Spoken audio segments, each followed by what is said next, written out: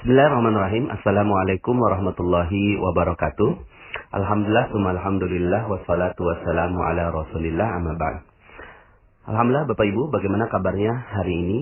Semoga selalu dalam limpahan keberkahan, kemuliaan dan kejayaan dari Allah Subhanahu wa taala. Semoga saya doakan sahabat magnet rezeki semua juga mendapatkan rezeki berlimpah dari Allah Subhanahu wa taala. Oke, pada kesempatan kali ini saya ingin menyampaikan sebuah materi yang dahsyat ya, dan penting sekali ya. Ketika Anda menjalankan materi ini, maka niscaya rezeki Anda berlimpah ruah Bapak Ibu ya. Jadi materi ini penting sekali dan banyak sekali dilewatkan oleh banyak orang ya, padahal itu adalah sebuah kunci rezeki ya. Oke,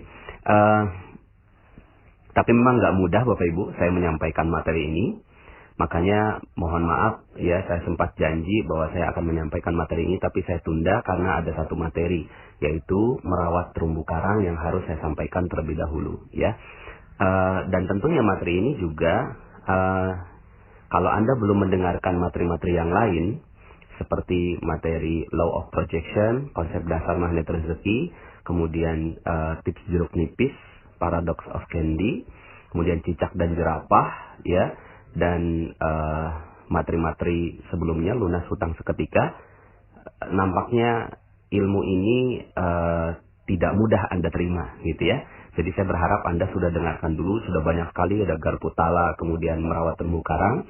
Jadi kalau seandainya Anda sudah sampai di audio sekarang ini, tapi Anda belum mendengarkan audio-audio yang sebelumnya, saya sarankan jangan dilanjutkan Bapak Ibu, matikan audio ini, lalu kemudian Anda coba dengarkan yang lainnya ya. Bukan apa-apa, karena materi ini akan dipahami berbeda ya, dipahami berbeda dengan sudut pandang yang berbeda kalau Anda belum mendengarkan audio-audio saya sebelumnya ya. Oke Bapak Ibu ya. Ya, siap ya. Jadi kalau Anda belum mendengarkan, langsung matikan saja. Silakan Anda dengarkan lagi yang materi yang sebelumnya. Insya Allah nanti akan sampai juga di materi ini. Karena materi ini dahsyat Bapak Ibu. Materi ini akan membuat Anda semua akan dapatkan rezeki berlimpah dari Allah Subhanahu wa taala ya. Judul materinya adalah jurus jitu menarik piutang. Gitu Bapak Ibu ya. Jurus jitu menarik piutang. Bagi bagi Anda yang memiliki piutang, piutangnya adalah kita menghutangi orang, lalu kemudian orang itu nggak bayar-bayar gitu ya, atau orang itu belum sampai pada proses pembayarannya lah begitu ya. Intinya sih kita belum terima dana dari orang yang kita berikan hutang itu ya. Nah, bagi Anda yang memiliki piutang ya, bagi Anda yang memiliki piutang, saya ucapkan selamat Bapak Ibu ya. Saya ucapkan selamat buat Anda. Kenapa? Karena Anda adalah orang yang luar biasa ya. Anda adalah orang yang luar biasa. Anda adalah orang yang diberikan berkah oleh Allah Subhanahu wa taala. Anda adalah orang yang mulia ya. Nih, materi ini cukup panjang Bapak Ibu, dan saya perlu menyampaikan beberapa dalil agar Anda bisa menerima penjelasan saya ya. Oke, kita mulai ya Bapak Ibu ya. Jadi gini Bapak Ibu. Bagi Anda yang memiliki piutang ya, Anda harus memahami bahwa Anda adalah orang yang mulia ya. Anda adalah orang yang mulia. Karena gini, ada banyak sekali masalah-masalah yang terjadi. Anda punya piutang, tapi Anda tidak bisa mendapatkan manfaat dari piutang Anda, gitu ya. Bukannya mendapatkan manfaat, bukannya orang itu bayar pada Anda, malah Anda yang menghancurkan terumbu karang Anda, ya. Ingat materi terumbu karang, gitu ya. Ketika kita nagih hutangnya, malah yang terjadi adalah hilang persahabatan. Begitu Bapak Ibu, ya. Malah hilang persahabatan. Yang tadinya udah benar-benar dia itu sahabat kita, lalu kemudian kita pinjami hutang, lalu kemudian ternyata dia lambat bayarnya, terus kemudian akhirnya ketika kita tagih, dan akhirnya terjadilah proses hilang persahabatan. Dan kalau Anda lihat di materi terumbu karang, yang terjadi adalah kita sedang merusak terumbu karang kita. Padahal sayang sekali Anda adalah seorang yang memiliki kesempatan untuk merawat terumbu karang. Anda adalah orang yang memberikan piutang, sementara sahabat Anda waktu itu berhutang. Maka yang harusnya terjadi adalah ini terjadi proses rezeki yang luar biasa berlimpah. Tapi yang terjadi malah hilang Bapak Ibu ya. Kenapa? Karena hilang persahabatan gitu ya. Kemudian yang masalah yang berikutnya yang terjadi, ternyata yang kita tagih lebih galak daripada kita gitu ya. Lebih galak loh Ibu ya.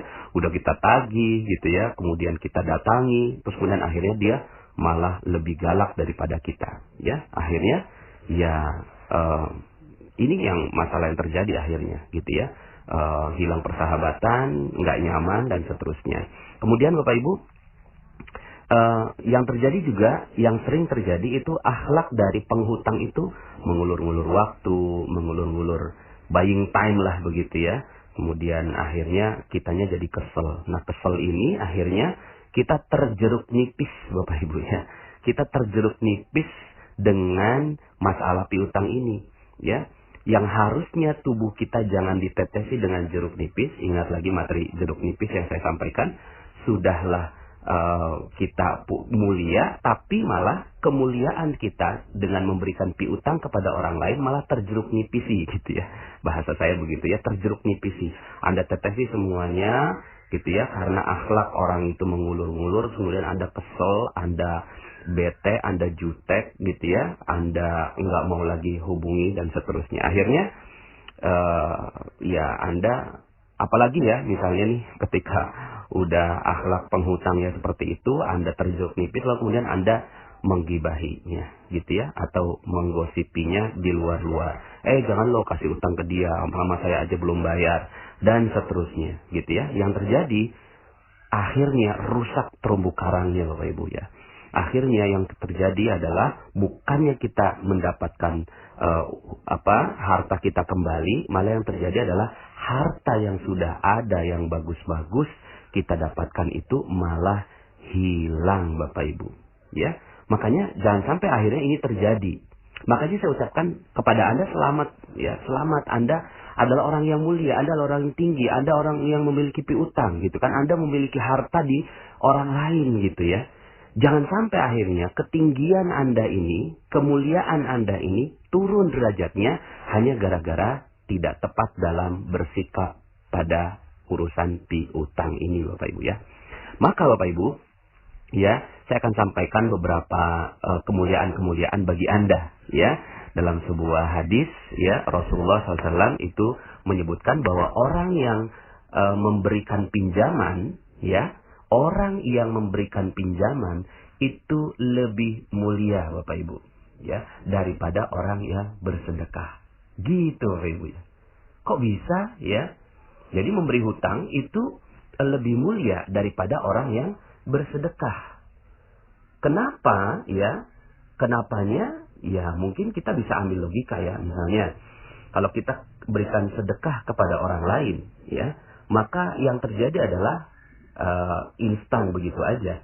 Ketika kita berikan kepada orang lain terus kemudian kita sedekah, selesai, nggak ada urusan lagi setelah itu ya. Kemudian orang yang diberikan sedekah hilang tanggung jawabnya ya, hilang ya tanggung jawabnya. Sementara kalau kita berikan pinjaman, orang akan bertanggung jawab gitu. Jadi kita latih orang untuk bertanggung jawab. Misalnya ada orang yang datang pada kita, saya lagi kesusahan, kemudian tolong dong saya diberikan uang gitu kan. Jauh lebih baik, jauh lebih mulia ketika Anda katakan, maaf nih saya kayaknya nggak bisa kasihin uang, tapi gitu kan, saya bisa kasihin pinjaman, mau nggak kamu gitu. Nah, proses ini lebih mulia daripada proses memberikan sedekahnya. Gitu ya, kalau Anda berikan pinjaman, akhirnya jauh lebih mulia. Perkara nanti dia nggak bayar, itu nanti kita akan bahas gitu ya. Yang jelas proses memberikan pinjaman itu lebih mulia daripada hanya memberikan sedekah, karena terjadi tanggung jawab di situ. Kemudian yang kedua Bapak Ibu, ketika kita berikan kepada orang yang tadi membutuhkan, ketika kita kasih sedekah, maka bisa jadi yang memberi sedekah itu merasa mulia. Akhirnya muncul ujub, ria, sombong, takabur, sum'ah. Ada fitnahnya ke arah sana.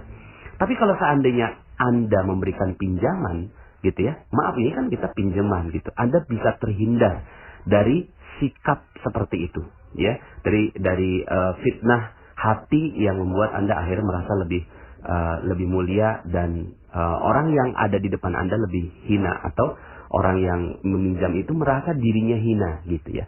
Tapi kalau pinjam, maaf ya, ini saya nggak kasihin sedekah, tapi kita pinjam nih gitu ya. Saya kasihin pinjaman ke kamu. Akhirnya yang terjadi adalah itu sama rata loh Ibu, sederajat gitu. Ya, maka kalau Anda ingat materi terumbu karang, yang kita lakukan adalah kita membahagiakan sekaligus memuliakan. Kalau sedekah saja itu hanya bahagia. Orang iya bahagia dengan diberikan sedekah, tapi belum tentu mulia. Tapi kalau dalam pemberian pinjaman, yang terjadi adalah dia tetap mulia dan dia tetap bahagia. Begitu Bapak Ibu. Pada saat pemberiannya ya, nggak tahu nanti pada saat bayar, nanti kita akan bahas gitu ya. Yang jelas pada saat proses pinjamannya itu ya sangat mulia. Makanya Rasulullah SAW ya itu bersabda, dan ini hadisnya riwayat Ibnu Majah dan Baihaqi. Saya belum teliti derajatnya, tapi cukup baik untuk kita ambilkan sebagai satu dalil. Pada malam aku diisrakan ya, atau dimi'rajkan, aku melihat tulisan di atas pintu surga. Ya, tulisannya apa? Pahala sedekah ialah 10 kali ganda, dan pahala memberi hutang ialah 18 kali ganda. Begitu Bapak Ibu ya. Jadi ternyata kita kasihin sedekah itu cuma 10 kali. Ya udah bagus ya, 10 kali juga udah bagus. Tapi ketika kita memberikan pinjaman, memberikan hutang kepada orang lain, itu 18 kali ganda. Kemudian aku bertanya kepada Jibril, kenapa memberi hutang lebih banyak pahalanya daripada sedekah? Jawabnya Jibril, karena orang yang meminta sedekah dalam keadaan meminta, sedangkan dia mempunyai harta. Sedangkan orang yang meminta pinjaman tidak akan meminta pinjaman kecuali karena suatu keperluan. Begitu Bapak Ibu. Maka dengan hadis ini kita bisa pahami bahwa memberikan pinjaman jauh lebih mulia daripada memberikan sedekah. Maka kalau Anda yang mendengarkan audio ini dan merasa memiliki piutang, sekali lagi saya ucapkan selamat Bapak Ibu ya. Selamat karena Anda adalah orang yang gitu ya mulia di sisi Allah Subhanahu wa taala ya. Jadi ini yang pertama, bahwa pahala sedekah itu lebih mulia, pahala pinjaman itu lebih mulia daripada pahala sedekah. Yang kedua Bapak Ibu ya. Yang kedua, dalam sebuah hadis disebutkan, barang siapa yang melepaskan saudaranya dari kesusahan di dunia, niscaya Allah akan melepaskannya dari kesusahan di akhirat. Gitu Ibu ya. Jadi subhanallah, ketika Anda melepaskan kesusahan seseorang gitu. Kalau ini hadis riwayat Muslim nomor 2699. Barang siapa yang meringankan sebuah kesusahan atau kesedihan seorang mukmin di dunia, Allah akan meringankan kesusahannya pada hari kiamat. Barang siapa memudahkan urusan seseorang yang dalam keadaan sulit, Allah akan memberinya kemudahan di dunia dan akhirat. Begitu Bapak Ibu ya. Akhirnya Anda yang memiliki piutang sekarang adalah seorang yang sudah pernah waktu itu memberikan kebebasan, ya, kemelaratan, kesusahan, kesedihan bagi seorang hamba, ya, hamba Allah. Maka Allah akan berjanji, Anda akan juga dibebaskan semuanya di akhirat. Begitu. Maka dengan posisi ketinggian yang seperti ini, kemuliaan yang seperti ini, jangan sampai akhirnya posisi mulia itu jadi turun derajatnya. Karena sikap kita yang tidak pandai dalam mengelola sikap dalam berpiutang. Ya. Nah, sikapnya apa saja Bapak Ibu ya? Yang pertama, ya jadi tadi itu kemuliaannya ada dua gitu ya. Bahwa memberi pinjaman lebih mulia daripada bersedekah, dan orang yang melepaskan beban seorang di dunia akan diselamatkan di akhirat gitu ya. Jadi Anda mulia sekali. Maka jaga kemuliaan ini. Gimana cara menjaganya? Pertama, ya, ikhlas dan ridha terhadap apa yang kita lakukan ini. Dan apa yang pernah Anda lakukan waktu itu, mungkin, aduh Pak Nas, kan ada beberapa ya yang konsultasi ke saya, Pak Nas gimana ya caranya untuk nagih utang gitu ya, kok sampai sekarang saya belum bisa nagih ke dia gitu ya, terus ketika nagih kok dia marah-marah dan seterusnya. Bapak Ibu, proses ikhlas dan ridho itu diberikan pada saat awal, gitu. Pada saat awal itu kita ikhlas dan ridho. Ikhlas ini ya kita berikannya ikhlas, pinjamannya ikhlas, kemudian ridho menerima apapun kondisinya dia, gitu kan, dengan mempermudah syaratnya, begitu. Terus kemudian ikhlas dan ridho ini terus kita jaga sampai uangnya diterima kembali, gitu Bapak Ibu, ya. Jadi ini yang harus dijaga. Sikap kita, ikhlas dan ridhonya itu nggak boleh turun. Saat pertama kali kita berikan, itu kita ikhlas dan ridho. Biasanya begitu. Tapi pada saat kok ya kita lagi butuh, dianya kagak ngembaliin, itu langsung turun derajat kita Bapak Ibu. Lalu kemudian akhirnya kita bete, jeruk nipis kita muncul gitu ya. Terus kemudian jendela buram kita muncul. Kemudian akhirnya kita nggak percaya dengan Allah gitu ya. Terus kemudian kita sebel sama si orang itu, akhirnya terumbu karangnya kita hancurkan. Maka Bapak Ibu ya, yang harus kita lakukan adalah jagain nih ikhlas dan ridhonya sampai itu uang kembali gitu. Kalau Anda berhasil menjaga keikhlasan dan keridhaan ini, maka insya Allah rezeki Anda akan terbuka Bapak Ibu. Dan ternyata memang salah satu perisainya karena Anda nggak tenang, nggak ikhlas, nggak ridho pada saat Anda uangnya tertahan. Dan sebenarnya tertahannya juga bukan karena orang itu. Saya yakin orang itu kalau udah punya uang gitu ya, pasti ngembaliin kok. Tapi siapa coba yang nahan itu uang? Gitu ya. Siapa yang nahan tuh orang akhirnya nggak dapetin rezeki? Karena Allah juga. Allah yang nahan rezekinya. Nggak mungkin gitu ya. Kalau Allah mau kasih rezeki mah gampang aja. Kalau Allah mau kasih hidayah pada dia, gitu ya, kamu tuh rezekinya nggak terbuka karena kamu punya utang sama si fulan. Lalu kemudian dia bersegera memberikan hutangnya pada kita, hartanya pada kita, begitu Bapak Ibu. Maka Bapak Ibu, ya, ini yang harus Anda lakukan, yang harus kita lakukan. Ya, saya juga latihan ketika saya punya piutang, ya udah ikhlas dan ridho sampai ujungnya, gitu ya. Karena begini, mungkin pada saat kita berikan hutang kepada orang lain, sekarang mungkin kita sedang punya Bapak Ibu. Pas kita lagi punya, dan itu juga bukan milik kita juga toh, itu juga milik Allah kan. Ya pada saat kita berikan kepada dia, nih saya kasih ke kamu ya, gitu ya. Saya kasih ke kamu, gitu. Pada saat itu mungkin kita lagi punya, dan dia lagi nggak punya Bapak Ibu. Tapi satu saat bisa nggak keadaannya berbalik? Bisa Bapak Ibu. Pada saat kita yang lagi butuh dan dia yang lagi punya.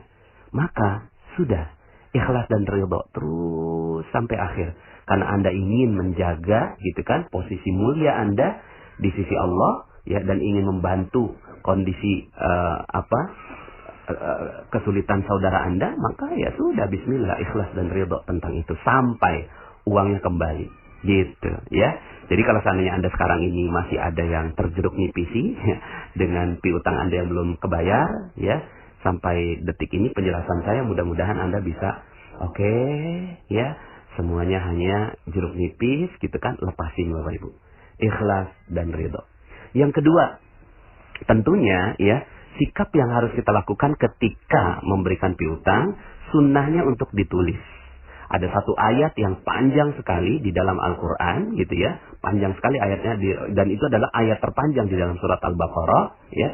Itu kaitannya dengan sunnah ini, untuk menulis Bapak Ibu. Agar apa? Agar ketika terjadi konflik, itu ada rujukannya, gitu ya. Ya, saya juga materi ini untuk saya juga, kadang-kadang saya juga nggak nulis ya, tapi bismillah, insya Allah mudah-mudahan kita bisa menulis ini, tulisannya agar kita menjadi punya rujukan pada saat terjadi perbedaan pendapat. Kemudian yang ketiga, nah ini dia ya, yang namanya proses pinjaman dan Anda ingin mendapatkan berkah dari rezeki piutang, syarat yang nomor 3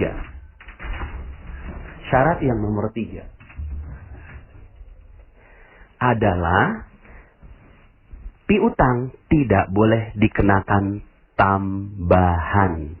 Gitu Bapak Ibu. Tidak boleh dikenakan tambahan. Ketika Anda mengenakan tambahan, maka proses keberkahan dari piutang itu langsung hilang. Ya, langsung hilang. Jadi, ya, kalau Anda mau kasihin pinjem ke orang, itu nggak boleh ada tambahannya Bapak Ibu.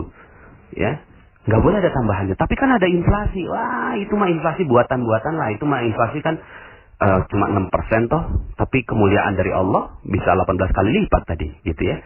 Jadi kita udah nggak usah mikirin bagaimana kita bisa bertambah. Kalau mau tambah itu bukan piutang namanya, itu proses jual beli, gitu, murabahah atau mudorobah atau musyarakah, ya.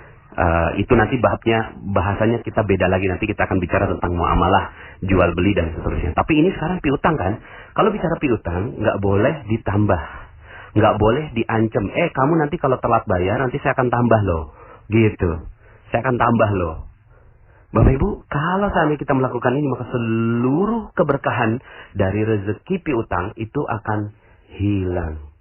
Ya, maka hati-hati jangan sampai ada biaya tambahannya. Makanya nggak gampang nih urusan ini. Kita hanya bisa, nanti saya akan kasih solusinya. Selanjutnya gimana? Pokoknya intinya terima dulu ini, gitu ya, bahwa sikap kita nggak boleh minta tambahan. Berikutnya adalah, ya, melonggarkan syarat, gitu. Melonggarkan syaratnya bahkan membebaskan, gitu Bapak Ibu.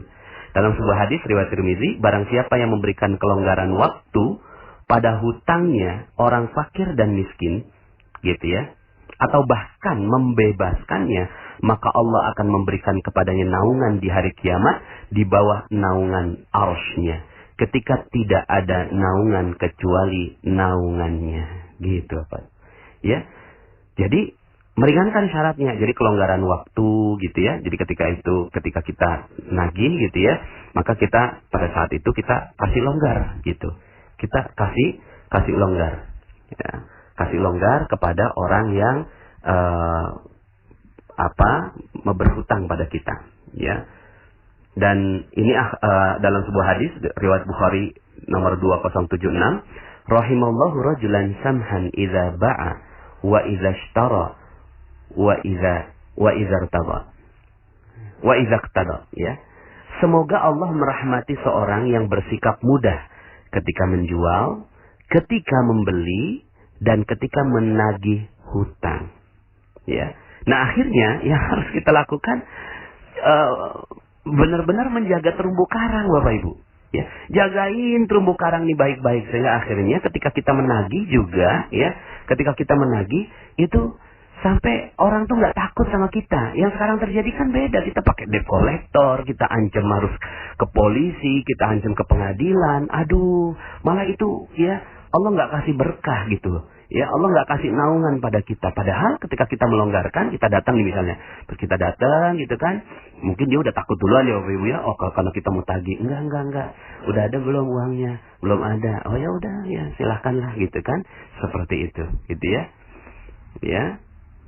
Jadi ketika Anda melakukan itu, maka insya Allah Allah Subhanahu wa Ta'ala akan memberikan kemudahan kepada Anda. Ya, misalnya dalam hadis Ibnu Umar dan Aisyah radhiyallahu anhuma, Rasulullah SAW bersabda, "Man taba haqqan, ya, falyatlubhu fi afafin wafin au ghairi wafin." Siapa saja yang ingin meminta haknya, hendaklah dia meminta dengan cara yang baik-baik pada orang yang mau menunaikan, ya, pada orang yang mau menunaikannya ataupun enggan menunaikannya. Ya, ini hadis riwayat Ibnu Majah 1965. Dalam hadis lain Abu Hurairah radhiyallahu an, ya, khudz haqqak, ya, khudz haqqak fi afafin wafin au ghairi wafin. Ambillah hakmu dengan cara yang baik pada orang yang mau menunaikannya ataupun enggan menunaikannya, gitu ya. Ini hadis riwayat juga Ibnu Majah 1966, ya. Jadi Bapak Ibu, ketika kita mampu melakukan ini, nggak gampang kan, ya? Saya yakin nggak gampang, dan Anda merasa, aduh, gitu ya, kok harus kayak begitu, gitu ya? Karena Allah juga yang sampaikan ini dalam Al-Quran surat Al-Baqarah ayat 280. Wa in kana dzu usratin wa naziratun ila maisarah wa an tasaddaqu khairul lakum in kuntum ta'lamun. Dan jika orang yang berhutang itu dalam kesukaran, maka berilah tangguh sampai dia berkelapangan, dan menyedekahkan sebagian atau semuanya, gitu ya, dibebaskan aja sekalian, lebih baik bagimu jika kamu mengetahui, gitu ya. Nah, Bapak Ibu, inilah akhlak dalam menagih, memberikan tangguh, berbuat baik, ya, melonggarkan syarat, bahkan membebaskan, gitu. Luar biasa Bapak Ibu ya. Jadi ini hadisnya banyak sekali, hadis riwayat Muslim nomor 3006, ya, barang siapa memberi tenggang waktu bagi orang yang berada dalam kesulitan untuk melunasi hutang atau bahkan membebaskan utangnya, maka dia akan mendapatkan naungan dari Allah Subhanahu wa taala. Ya, dalam hadis riwayat Ahmad gitu ya. Barang siapa ingin mendapatkan naungan Allah Azza wa Jalla, hendaklah dia memberi tenggang waktu bagi orang yang mendapatkan kesulitan untuk melunasi hutang atau bahkan dia membebaskan hutangnya, gitu ya. Jadi Masya Allah, ya, kalau seandainya kita melakukan ini, ya, ini adalah akhlak orang yang menagih gitu ya, maka ini Allah akan berikan keberkahan untuk Anda. Ini ada cerita ya tentang Abu Qatadah gitu ya, bahwa ternyata Abu Qatadah menagih dan orang itu benar-benar dalam kesulitan ya. Kemudian dikonfirmasi. Konfirmasinya, apa betul engkau orangnya kesulitan? Iya betul. Maka Abu Qatadah bahkan membacakan hadis gitu kan. Barang siapa memberi keringanan pada orang yang berhutang padanya atau bahkan membebaskan utangnya, maka dia akan mendapatkan naungan arsy di hari kiamat gitu ya. Nah, Bapak Ibu, maka ya tentunya kalau nanti kita bahas tentang yang hutang ya, tentang ini hadis-hadis untuk orang yang punya piutang gitu ya. Punya piutang. Pokoknya kasihin tanggang waktu dan seterusnya ya. Nah,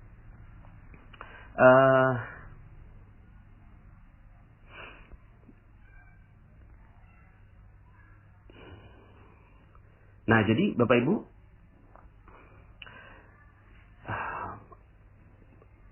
yang berikutnya dari sikap kita ya. Jadi pahala piutang ini Bapak Ibu double dan double lagi ya. Jadi kalau Anda mau dapetin keberkahan dari piutang Anda bisa kok gitu ya. Anda bikin lipat ganda. Gimana caranya gitu ya? Lipat gandanya tuh begini ya. Lipat gandanya tuh ya, lipat gandanya, maaf nih saya harus cari catatan saya tadi.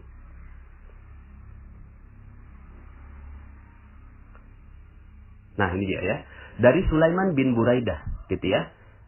Barang siapa memberi tenggang waktu pada orang yang berada dalam kesulitan gitu ya. Jadi dia memberi tenggang waktu pada orang yang berada dalam kesulitan, yaitu hutangnya, maka setiap hari sebelum batas waktu pelunasan, dia akan dinilai bersedekah senilai pinjamannya itu. Jadi misalnya gini, Anda pinjemin orang 5 juta, ya, lalu kemudian batas waktunya 3 bulan. Selama 3 bulan itu, maka Anda dapetin bersedekah 5 juta, 5 juta, 5 juta, 5 juta, dihitung di sisi Allah. Sampai 3 bulan. Dahsyat Bapak Ibu ya. Jadi Anda kalau mau dapetin berkahnya dari piutang Anda, ini caranya, gitu ya. Jika utangnya belum dilunasi, gitu ya, lalu dia masih memberikan tenggang waktu setelah jatuh tempo, maka setiap harinya akan dinilai telah bersedekah 2 kali lipat dari nilai piutangnya, gitu Bapak Ibu. Jadi misalnya 3 bulan, ya, itu dapat tuh 5 juta, 5 juta, 5 juta, 5 juta selama 3 bulan, itu dapat pahalanya senilai itu di sisi Allah. Lalu kemudian setelah 3 bulan, kita udah kita datang nih, maaf, ini kan udah batas waktu, bisa nggak? Aduh maaf, saya belum bisa, benar-benar deh, saya belum bisa. Oke, gitu kan? Saya kasih waktu lagi, kurang lebihnya 6 bulan ke depan atau 3 bulan ke depan. Nah maka selama 3 bulan ini, maka itu lipat ganda Bapak Ibu, 10 juta, 10 juta, 10 juta, 10 juta, 10 juta, gitu.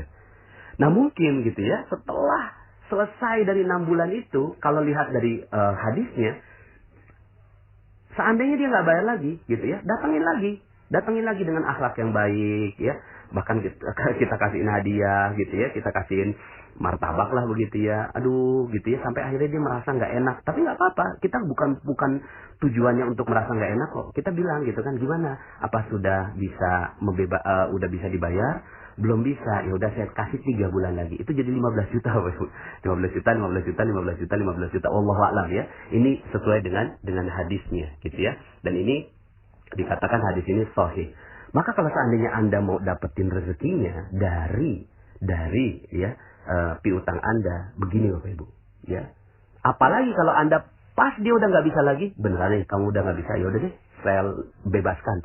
Ketika dibebaskan, maka langsung harus berguncang dan mencatat Anda adalah orang yang pantas untuk mendapatkan naungan dari sisi Allah Subhanahu wa taala. Nah, selama ini gitu ya, gimana cara kita dalam menagih piutang? Ya, selama ini yang kita lakukan adalah merendahkan orang yang berhutang pada kita. Kita rendahkan dia, kita hina dia, kita omongin di depan orang lain dan seterusnya. Malah yang terjadi adalah kerusakan buat diri kita sendiri, ya. Nah, Bapak Ibu, itulah kira-kira sikap-sikap yang harus ditunjukkan, dan kalau Anda melakukan itu, maka insya Allah sebentar lagi rezeki Anda itu akan berlipat ganda. Ya udahlah, gini aja ya. Pada saat itu kita udah nggak usah nagih kepada orang itu, gitu ya. Ke orang itu tuh cuma bermuamalah aja, gitu. Tapi kita nagihnya kepada Allah. Ya Allah, saya dengar hadis seperti ini, saya dengar ayat seperti ini, maka ya perkenankan aku memintanya kepada engkau. Kalau udah kayak gitu, Masya Allah. Nah, selanjutnya Bapak Ibu, sikap yang harus kita tunjukkan berikutnya.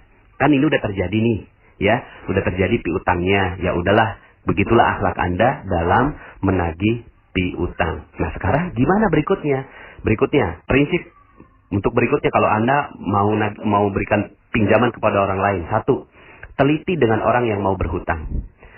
Orang yang mau berhutang sama kita teliti betul, dan jangan sampai akhirnya berikan kepada orang yang tidak tepat, ya. Mungkin saudara Anda, kerabat Anda, adik Anda, kakak Anda, gitu ya, paman Anda, ya orang-orang yang terdekat di sisi Anda, bahkan tetangga Anda mungkin juga lagi perlu pinjaman Anda. Oke, tapi teliti Bapak Ibu.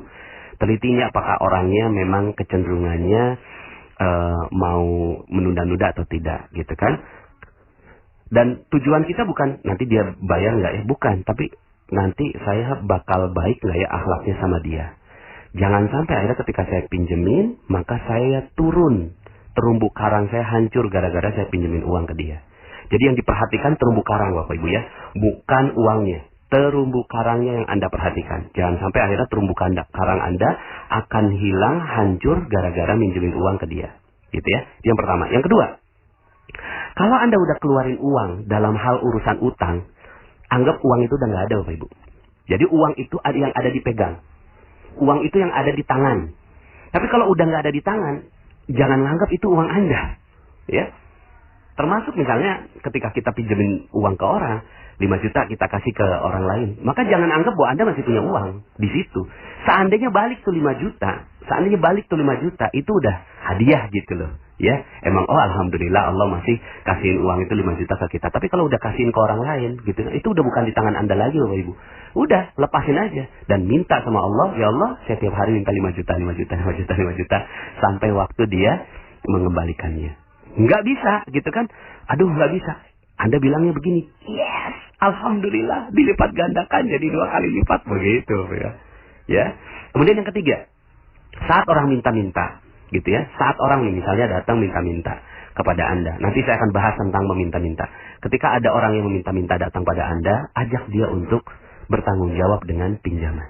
Gitu ya, bisa seperti itu. Kemudian yang keempat, kalau Anda nggak sanggup pinjemin, kalau Anda nggak sanggup nih, dia minjam, berharap dan segala macam, tapi Anda nggak sanggup nih, aduh kayaknya saya nggak sanggupnya bukan uangnya, nggak sanggupnya bukan karena dia nggak mungkin ngembaliin, tapi karena nggak sanggupnya tuh jangan-jangan nanti kalau saya pinjemin, saya akan rusak terumbu karang saya, gitu ya, rusak terumbu karang saya. Maka baiknya ke lembaga, ya, ke lembaga, ke Baitul Malkah atau Baitul Tamwil gitu kan, seperti itu ya. Jadi mendingan ke lembaga. Ya mudah-mudahan lembaga kita di Indonesia ini akan baik dengan ilmu magnet rezeki ini ya. Dan Bapak Ibu, terakhir yang ingin saya sampaikan gitu ya, adalah masuk surga dengan piutang gitu. Masuk surga dengan piutang Bapak Ibu ya. Gimana caranya gitu ya? Gimana caranya bisa masuk utang dengan masuk surga dengan jalan piutang? Yang pertama adalah ampunan Allah dulu. Ya, dalam sebuah hadis Abu Hurairah radhiyallahu an, Nabi SAW bersabda, dulu ada seorang pedagang. Dia biasa memberikan pinjaman kepada orang-orang, gitu ya. Jadi pedagang biasa kasih pinjaman. Ketika melihat ada orang yang kesulitan, dia berkata pada budaknya, maafkanlah dia. Artinya bebaskan utangnya. Maka ya, semoga Allah memberi ampunan pada kita, dan semoga Allah pun memberikan ampunan kepadanya. Sampai begitu Bapak Ibu ya. Nah, orang yang seperti ini gitu ya, itu dalam sebuah hadis ya, riwayat Ahmad disebutkan, ada seseorang didatangkan pada hari kiamat. Allah berkata yang artinya, lihatlah amalannya. Kemudian orang tersebut berkata, wahai Rabbku, aku tidak memiliki amalan kebaikan selain satu kebaikan. Gitu. Jadi ini orang dihadapkan kepada Allah, coba lihat catatan amalnya. Nggak ada. Ya sholatnya biasa, ya biasalah gitu ya, bukannya spesial banget. Tahajudnya biasa, duhanya biasa gitu ya. Kemudian semuanya biasa lah gitu ya. Dia juga nggak spesial banget. Dia juga mungkin nggak bisa berdakwah gitu kan. Dia juga mungkin tidak beramal yang baik-baik, yang sempurna begitu ya. Tapi dia punya satu amalan. Apa amalannya? Dulu aku memiliki harta, lalu aku sering meminjamkannya pada orang-orang. Setiap orang yang sebenarnya mampu untuk melunasinya, aku beri kemudahan. Begitu pula setiap orang yang berada dalam kesulitan, aku selalu memberi tenggang waktu sampai dia mampu melunasinya. Lantas Allah pun berkata, ya, aku lebih berhak memberi kemudahan. Orang ini pun akhirnya diampuni. Masya Allah.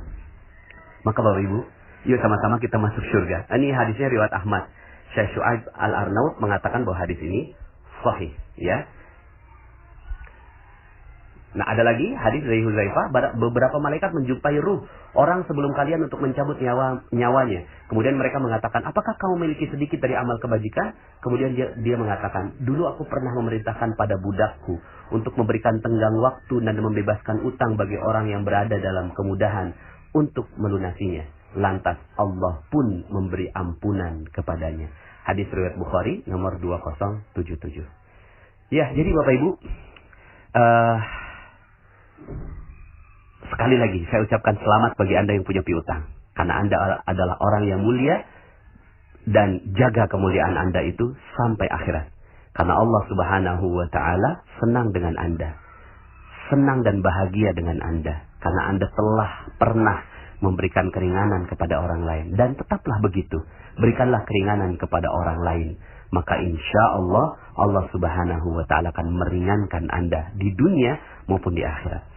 Pengalaman banyak sekali teman-teman saya gitu ya, yang mereka akhirnya punya piutang, ya udah deh gitu kan, ya mau ditagih gimana gitu ya, orangnya juga nggak mau bayar gitu ya, orangnya juga punya akhlak yang nggak bagus, ditagih malah nggak enak gitu.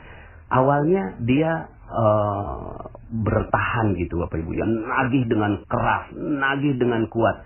Tapi kemudian setelah mengerti ilmu jurus jitu menarik piutang ini, akhirnya dia lepasin Bapak Ibu. Karena memang itu adalah belenggu juga. Ya, itu jeruk nipis, terumbu karangnya hancur gitu kan, jendelanya buram. Lepasin. Tas. Pas dilepas Bapak Ibu, Allah benar-benar kasih rezeki buat dia. Diberikan rezeki dari arah yang tidak disangka-sangka. Maka saya akan tunggu testimoni Anda ya. Saya akan tunggu testimoni tentang jurus jitu menarik piutang. Karena ternyata Allah sudah jamin bahwa Allah yang akan bayarin semua piutang-piutang Anda. Bukan manusia. Ya, manusia mah lemah. Manusia mah gak bisa apa-apa. Manusia mah ya terbatas. Tapi Allah maha tidak terbatas. Maka mintalah sama Allah. Ya Allah, saya telah dengarkan ilmu ini. Maka aku lepaskan seluruhnya beban dalam hatiku. Nagih mah nagih aja. Nagih mah datang gitu loh. Ya, nagih datang tapi baik-baik. Kasihin hadiah buat orang yang pernah berhutang pada Anda. Lalu kemudian Bapak Ibu, setelah itu Anda akan rasakan nikmat yang luar biasa berada di dalam diri Anda. Oke, sampai jumpa dalam audio-audio berikutnya. Saya Nasrullah. Assalamualaikum warahmatullahi wabarakatuh.